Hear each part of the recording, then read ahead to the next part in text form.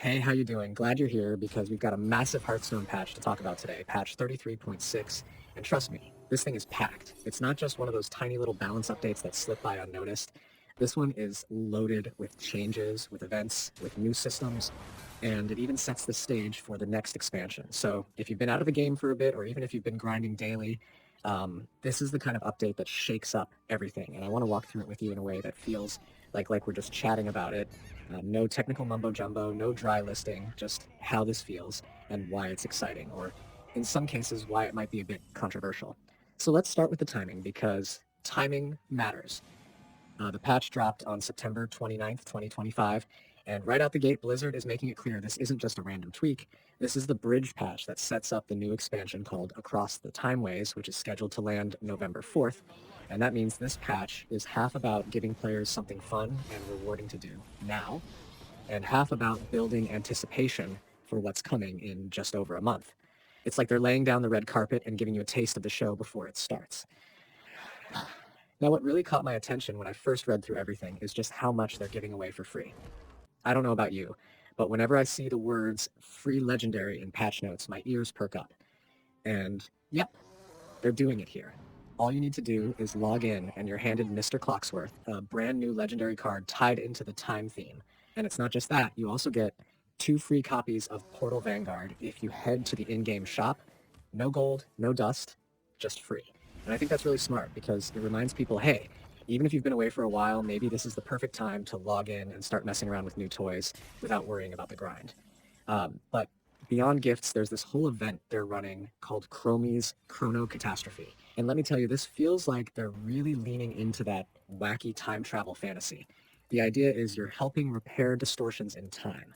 And while that sounds like flavor text, what it really means is you get a series of quests, challenges, and rewards tied to the event. And the rewards are not minor either. We're talking packs, tavern tickets, multiple copies of new cards, and even a full hero skin for Paladin, Nosdormu the Timeless, which honestly looks amazing.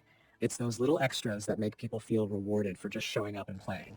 And I know for myself sometimes these event tracks are the push I need to keep playing daily because it feels like a little progress each time, speaking of new stuff.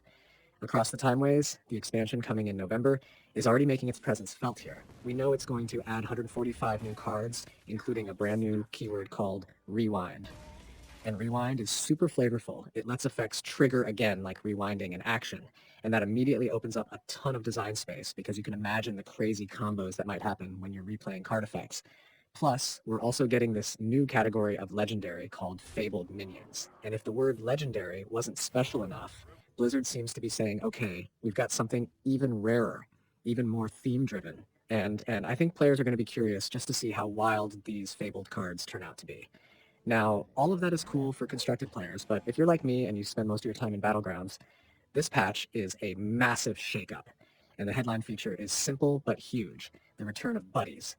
Yep, the buddy system is back. For a while it was retired, and a lot of people felt that hole because buddies gave every hero their own personality and power spike. Well, they're back now. Not only back, but improved.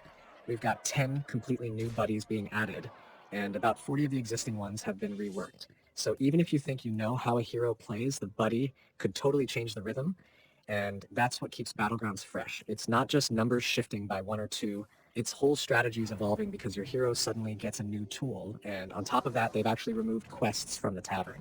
So that's gone, which might be bittersweet depending on how you felt about them. Some people loved quests, others found them overwhelming or too random, but Blizzard seems to think buddies plus some new systems will fill the gap better, and honestly, I get it. You can only have so many layers of extra mechanics before it gets bloated, and right now, buddies plus side quests sounds like the sweet spot they're going for. Let's talk heroes, because there are some wild reworks here.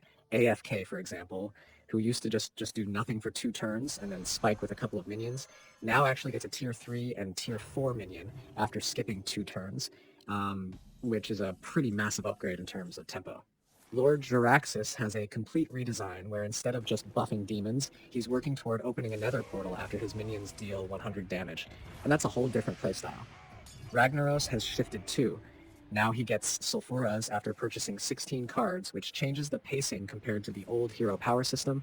And these aren't just little tweaks. These are like whole new identities for the heroes. So if you thought you had them figured out, it's time to relearn. Armor has also been rebalanced across the board, which is less flashy but incredibly important for balance because armor basically determines how forgiving a hero can be if they have a slow start.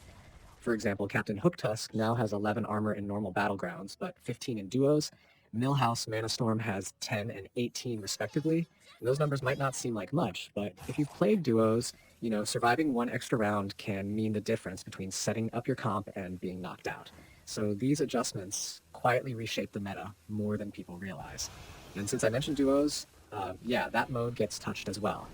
It's becoming clearer that Blizzard is treating duos not as a gimmick, but as a long-term supported format. And personally, I think that's smart because co-op auto battlers are still pretty new territory, and Hearthstone can carve out a niche if they stick with it. Balancing armor differently for duos versus standard battlegrounds shows they're paying attention to how distinct the pacing is in that mode. Now, there's also the Darkmoon Faire Treasures returning for a limited time, running from September 29th to October 21st. And if you've played with treasures before, you know they add a whole new layer of chaos and fun. It's like a party mode injected into the game. And the big carrot this time is the mythic hero skin Empress Alexstrasza. And this isn't just a simple reskin. This is one of those elaborate 3D animated skins with unique effects.